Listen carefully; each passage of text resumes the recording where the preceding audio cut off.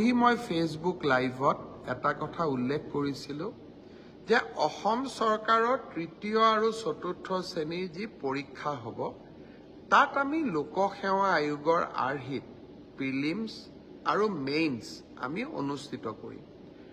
দুই এজন ব্যক্তিয়ে মোক জনাইছে যে পৰীক্ষাত নতুন নিয়ম এই বছৰ কৰিব নালাগে, কাৰণ আৰু যিহেতু 2 মাহ আছে, গতিকে আমি পুৰণা বা আগৰবাৰৰ দৰে পৰীক্ষা পতাটো উচিত হ'ব। আমাৰ চৰকাৰখনে সদায় ৰাইজৰ কথা শুনিবৰ বাবে চেষ্টা কৰে, কাৰণ আমি বিশ্বাস কৰোঁ লাও যেনেকৈ পাতৰ তলত থাকে, চৰকাৰো ৰাইজৰ তলত থাকে, ৰাইজৰ ঊৰ্ধ্বত নহয়।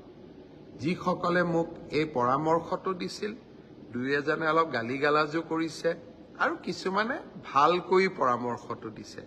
গালিগালাজ কৰা সকলকো মোৰ মৰম জনাইছোঁ আৰু ভালকৈ কোৱা সকলকো মোৰ সন্মান জনাইছোঁ।